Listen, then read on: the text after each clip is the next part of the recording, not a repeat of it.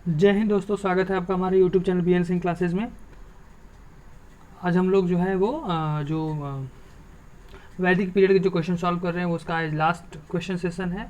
इसके बाद हम लोग बुद्धिज़्म पे बात करेंगे। ठीक है, तो चलिए क्वेश्चन स्टार्ट करने से पहले प्लीज़ हमारा जो चैनल है बी एन सिंह क्लासेज, इसे आप लोग ज़्यादा से ज़्यादा सब्सक्राइब करें, हमारे वीडियो को लाइक करें और उसे शेयर करें। ठीक है, तो प्लीज़ इसे सब्सक्राइब करें। चलिए क्वेश्चन पर चलते हैं। पहला क्वेश्चन है, which of the following subjects are dealt by Kalpa Sutra? Option है सेक्रीफाइसेस, फैमिली सेरेमनीज, वन, ashram, all of the above. Answer है आपका D, all of the above. देखिए, जो कल्प सूत्र है ये आपका वेदांग का भाग है, वेदांग।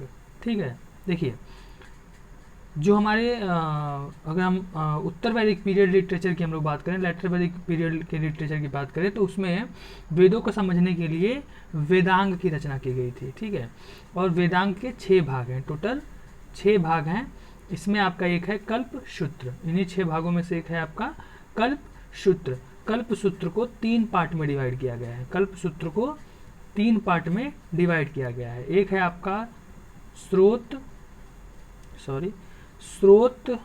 सूत्र, गृह सूत्र, और तीसरा है आपका धर्म सूत्र। ठीक है, देखिए स्रोत सूत्र में माना जाता है कि इसी से रेखा गणित जो है उसकी प्रारंभ माना जाता है। ठीक है, रेखा गणित ज्योमेट्री। ये जो आपका गृह सूत्र है, इसमें आपकी गृह कर्मकांड यानी कि फैमिली सेरेमनीज और यज्ञों का वर्णन किया गया है। ठीक है, आपका जो धर्म सूत्र है ये आपका वर्ण आश्रम इन सब के बारे में बात करता है, और इसके प्रणेता जो है वो आप स्तंभ माने जाते हैं। ठीक है, अगला क्वेश्चन है, with which among the following Vedas the Shatapatha Brahmana is related to? Rigveda, Samaveda, Yajurveda, Atharvaveda. Answer है आपका यजुर्वेद। ठीक है, ये जो सतपथ ब्राह्मण है कई बार आ चुका है, आपको अब तक याद हो गया होगा। देखिए जो यजुर्वेद है, यजुर्वेद इसको 2 पार्ट में डिवाइड किया गया है।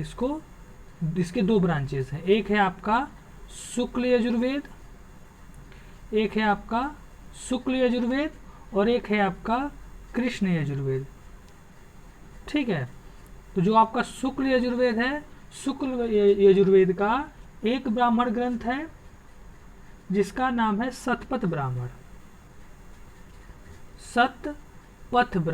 ठीक है, ये आपका शुक्ल यजुर्वेद का ब्राह्मण है।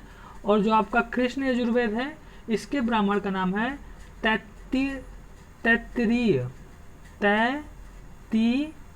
ब्राह्मण। ठीक है, तैत्तिरीय ब्राह्मण। तो इस तरह से जो आपका यजुर्वेद है उसके 2 ब्राह्मण हो गए, एक शुक्ल का और एक कृष्ण का। ठीक है, इसके आपके 3 इसके आपके अरण्यक हैं और 6 इसके उपनिषद हैं। ठीक है, 3 अरण्यक हैं और 6 उपनिषद हैं। ठीक है, और ये पता ही होगा आपको, जो यजुर्वेद है ये बता चुके हैं कि ये आपका एक कर्मकांडीय ब्राह्मण ग्रंथ है।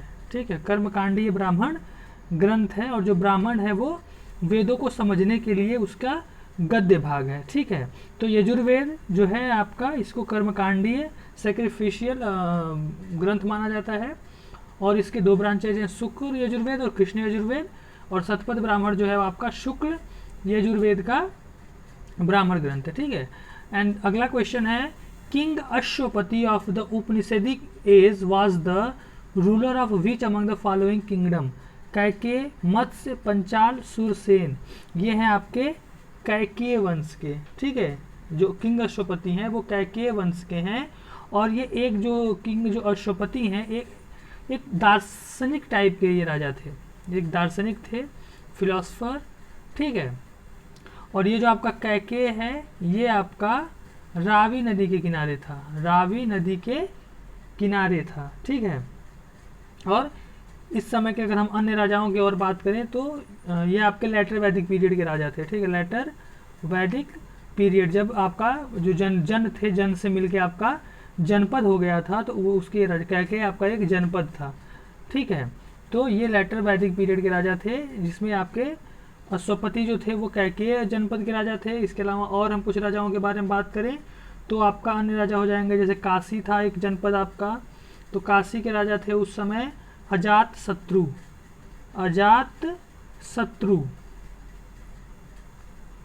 अजात शत्रु, ठीक है। इसके अलावा और हम लोग बात करें तो जैसे विदेह, ठीक है, जैसे विदेह, विदेह के राजा जो थे उस समय जनक थे, ठीक है। तो इस तरह से अगर आप माने तो जो अश्वपति थे, अगर आप रामायण को माने तो रामायण के अनुसार जो राजा दशरथ थे, राजा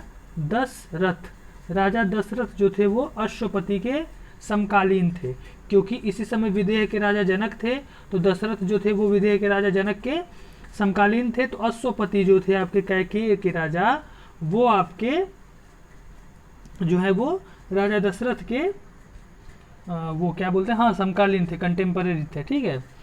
अगले क्वेश्चन की हम लोग बात करें तो Mundakopanishad, the Mandukya Upanishad are the and the Prashna Upanishad are associated with which of the following Vedas, Atharvaveda, Rigveda, Samaveda, Yajurveda. तो देखिए ये तीनों जो आपके वेद हैं, तीनों जो आपके उपनिषद हैं, ये आपके अथर्ववेद के हैं, ठीक है। 4 वेद हैं, पहला जो है आपका Rigveda, Samaveda, Yajurveda and the last is Atharvaveda. तो अथर्ववेद के 3 उपनिषद हैं, कौन कौन से? मंडूक उपनिषद, मुंडका उपनिषद, गलती हो गया, मुंडकोपनिषद, मांडुक्य उपनिषद, और प्रश्नोपनिषद, ठीक है, प्रश्नोपनिषद।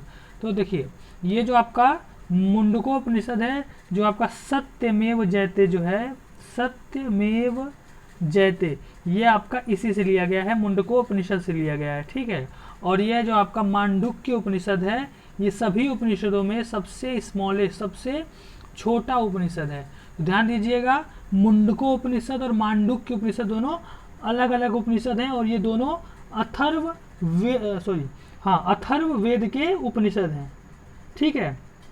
और ये जो आपका अथर्ववेद है, ये अथर्वा ऋषि के नाम पर अथर्ववेद इसका नाम पड़ा, ठीक है। अथर्ववेद के बारे में और हम लोग देखें तो अथर्ववेद में देखिए जादू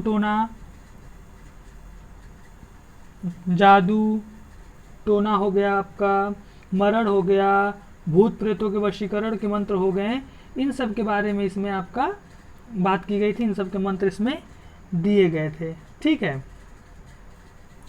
अगला क्वेश्चन है Tattvam Asi, a Sanskrit phrase originally occurs in which of the following Upanishad, Mundakopanishad, Chandogya Upanishad, Brihadaranyaka Upanishad, Mundakopanishad. Answer है आपका छांदोग्य उपनिषद, ठीक है, छांदोग्य उपनिषद।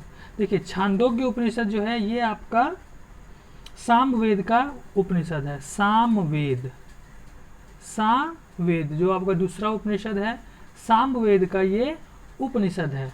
और छांदोग्य उपनिषद जो है ये आपका, देखिए ये जो तत्त्वम अशी है, इसका मतलब है, ये है आपका, इसका मतलब वह तुम हो। और ये एक महाकाव्य की तरह से देखते हैं, ये जो आपका सूत्र है, ये आपका जो फ्रेज है, ये बहुत बड़ा मतलब इसका मतलब है, इसे एक महाकाव्य की तरह देखते हैं। वेदांतिक सनातन में धर्म में, जो हमारा सनातन धर्म है, उसमें वेदांतिक में हम लोग इसे महाकाव्य की तरह देखते हैं, ठीक है। और अगर हम लोग बात करें सामवेद की, तो सामवेद के आपके जो है वो 2 उपनिषद हैं, ठीक है। एक है आपका छांदोग्य उपनिषद और एक है जैमिनीय,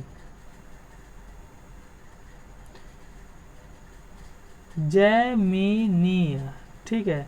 तो छांदोग्य उपनिषद, और एक आपका छांदोग्य हो गया, दूसरा आपका जैमिनी हो गया। और इसी छांदोग्य उपनिषद में 3 आश्रम की बात की गई थी, पहली बार 3 आश्रम की बात की गई थी, ब्रह्मचर्य, गृहस्थ और वानप्रस्थ, ठीक है। अगला है Vedic mythology refers to an ancient settlement called Pushkalavati after Pushkal who was the son of king Bharat in the epic Ramayana. What is the modern location of Pushpakalavati? देखिए जो पुष्पकलावती है, जो एंशिएंट सेटलमेंट है, वो अभी कहाँ स्थित है? तो आंसर है आपका पेशावर, ठीक है, आंसर है आपका पेशावर। और ये जो आपका है ये पाकिस्तान में, अभी ये पाकिस्तान में है, ठीक है। और ये जो आपका पुष्प कलावती है ये आपका कैपिटल था, ये आपका जो पुष्प कलावती है ये आपका कैपिटल था। किसकी कैपिटल थी, किसकी राजधानी थी, ये आपकी राजधानी थी एंशिएंट किंगडम ऑफ गंधार, जो गंधार राजवंश था उसी का ये आपका राजधानी थी, ठीक है। जो गंधार आपको पता ही होगा कि जो राजा शकुनी थे, महाभारत में जो मामा शकुनी थे, मामा शकुनी की जो बहन थी गंधारी, वो यहीं की राजकुमारी थी, ठीक है। तो जो आपके वो क्या नाम था उन राजा का महाभारत में, धृतराष्ट्र। तो जो धृतराष्ट्र थे उनकी जो पत्नी थी, धृतराष्ट्र की जो पत्नी थी गांधारी, ठीक है। धृतराष्ट्र के अंधे होने की वजह से उनकी पत्नी जो थी गांधारी, वो पूरे आजीवन के लिए उन्होंने अपने दोनों आंखों पर पट्टी बांध दी थी, तो इसलिए वो फेमस थी। तो गांधारी जो थी वो आपकी इसी गांधार जो है इसी की राजकुमारी थी, ठीक है। ये अभी जो है आपका ये पेशावर में है पाकिस्तान में, और अभी ये जो खैबर पख्तूनवा जो प्रोविंस है पाकिस्तान का वो आपका वहाँ पर है। पहले ये नॉर्थ वेस्टर्न फ्रंटियर प्रोविंस के नाम से जाना जाता था, ठीक है। अगले क्वेश्चन की बात करें तो कह रहा है कि which of the following authorities lay down a priority of inheritance which places the wife follow by daughter is immediately after sons. तो कह रहा है कि जो वसीयत थी, इनहेरिटेंस था, वो वाइफ को दिया जाता था, किसी भी हस्बैंड की जो वाइफ है वो, उसके बाद जो उसकी पुत्री या जो बेटे थे। तो ये किस में कहा गया है, कौन इसके बारे में बात करता है? तो देखिए आप जो होंगे, जो आपने पढ़ा होगा कि जो हमारे जो स्मृति हैं, ठीक है, स्मृति, उसमें सबसे ज़्यादा अगर हम लोग देखें तो सबसे ज़्यादा अगर किसी भी स्मृति को माना जाता है तो वो है आपका मनुस्मृति, ठीक है। तो मनुस्मृति में जो मनुस्मृति है उसमें किसी भी जगह पे महिलाओं के बारे में या महिलाओं का जो संपत्ति में कोई अधिकार होना चाहिए, पति के संपत्ति में महिला का अधिकार है, इसके बारे में वो कहीं कुछ नहीं बोले। यानी महिलाओं के अधिकार के बारे में मनुस्मृति में कहीं कुछ बोला, कहीं कुछ नहीं बताया गया है। तो ये है आपका याज्ञवल्क्य उपनिषद, स्मृति में। तो जो याज्ञवल्क्य है इसमें कहा गया है कि जो कोई भी अगर पुरुष है तो उसके बाद अगर उसकी संपत्ति का पहला अधिकार होगा तो उसकी पत्नी का होगा। अगर वो विडो है या विधवा है तो उससे पहले मिलेगा, उसके बाद उसकी जो भी पुत्री या बेटे होंगे उसको मिलेगा। तो पत्नी का अधिकार के बारे में पहली बार अगर महिलाओं की, स्त्रियों को सर्वप्रथम संपत्ति का अधिकार अगर प्रदान किया गया है तो वो इसी याज्ञवल्क्य स्मृति में इसके बारे में बात की गई है, ठीक है, इसके बारे में बात की गई है। तो अगर हम लोग देखें तो अगर हिंदू धर्म में अगर जितने भी हमारी स्मृति हैं सबसे ज़्यादा अगर किसी चीज़ को माना जाता है तो वो है आपका मनुस्मृति। तो मनुस्मृति में कहीं भी महिलाओं के संपत्ति के अधिकार के बारे में जिक्र नहीं किया गया है, जबकि याज्ञवल्क्य स्मृति जो है इसमें महिलाओं के बारे में, महिलाओं के संपत्ति के बारे में जिक्र किया गया है, ठीक है। तो जो याज्ञवल्क्य स्मृति है इसमें जो महिलाओं के बारे में, जो महिलाओं की स्थिति है, जो महिलाओं के बारे में अगर हम बात करें तो उसमें कहा गया है कि वुमेन मस्ट बी ऑनर्ड, महिलाओं का सम्मान होना चाहिए। Women is to be respected by her husband, brother, father, mother in law, ठीक है। यानी कि जो भी महिलाएं हैं उनको रेस्पेक्ट मिलनी चाहिए उनके पति के द्वारा, भाई के द्वारा, पिता के द्वारा, सास के द्वारा, सासू के द्वारा, हस्बैंड्स यंगर ब्रदर यानी कि पति के छोटे भाई यानी देवर के द्वारा, एंड द बंधु, जितने भी भाई बांधव हैं सबके द्वारा महिलाओं को रेस्पेक्ट देनी चाहिए with ornaments, clothes and foods, ठीक है। उनको समय समय पे गहने दो, कपड़े दो या और खाना दो, यानी कि महिलाओं का हमें सम्मान करना चाहिए, साफ साफ यही कह रहे हैं। और पहली बार इसमें संपत्ति के अधिकार के बारे में महिलाओं के प्रदान किया गया है। तो ये है आपका याज्ञवल्क्य स्मृति। अगला है विच among the following is not correctly match, Vedas and ब्राह्मण। तो देखिए जितने भी आपके वेद हैं सभी वेद के ब्राह्मण ग्रंथ लिखे गए थे, किसी के 2 हैं, किसी के 1 हैं, किसी के 3 हैं। तो अगर हम लोग बात करें वेद और उसके ब्राह्मण ग्रंथ तो इसमें से कौन जो है वो मैच नहीं है, तो आंसर है आपका तीसरा, गोपथ यजुर्वेद। ठीक है, क्योंकि हमने पहले ही बता दिए थे, इसके पहले वाले क्वेश्चन में हमने चर्चा किया था कि जो आपके यजुर्वेद हैं, यजुर्वेद को दो पार्ट में डिवाइड किया गया है। एक आपका है शुक्ल यजुर्वेद, एक आपका है कृष्ण यजुर्वेद। तो जो आपका शुक्ल यजुर्वेद है, इसके एक ब्राह्मण का नाम है शतपथ और दूसरे ब्राह्मण का नाम है तैत्तिरीय ब्राह्मण। तो ये तो ऑप्शन हो गया। तो ये कह रहा है गोपथ, तो ये यही गलत है, यानी कि यही आंसर आपका होगा। और अब हम लोग बात करें तो देखिए 4 वेद हैं, चारों वेद के ब्राह्मण हैं। देखिए जो पहला आपका है ऋग्वेद, पहला है आपका ऋग्वेद। देखिए ऋग्वेद के 2 ब्राह्मण हैं, ऋग्वेद के 2 ब्राह्मण ग्रंथ हैं। ठीक है, ऐतरेय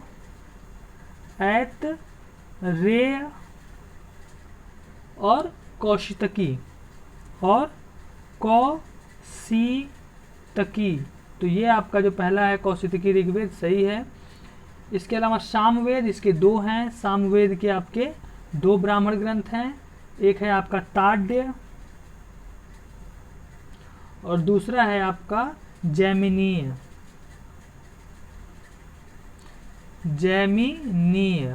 और तीसरा जो आपका ब्राह्मण, तीसरा जो है यजुर्वेद का हमने बता दिया है अथर्ववेद। अथर्ववेद का सिर्फ एक ब्राह्मण ग्रंथ है और वो है आपका गोपथ ब्राह्मण। जैमिनीय सामवेद सही है, गोपथ जो है आपका ये गोपथ जो है आपका ये अथर्ववेद का है, तो ये आपका गलत है, यानी कि ये आंसर है। ठीक है, तो इस तरह से हमारा जो ये क्वेश्चन सेशन है ये यहाँ पे समाप्त होता है। अब हम लोग कल बात करेंगे आपका जो है वो बुद्धिज़्म पे। कल हम लोग क्वेश्चंस लाने वाले हैं बुद्धिज़्म पे, उसके बाद जैनिज़्म। तो अब हम लोग फास्ट चलेंगे क्योंकि लेटर वैदिक पीरियड जो है बहुत इंपॉर्टेंट चैप्टर हो जाता है और बहुत थोड़ा बड़ा भी है, तो इस पर टाइम लग रहा था। अब हम लोग बुद्धिज़्म, उसके बाद जैनिज़्म, फिर मौर्यन एम्पायर।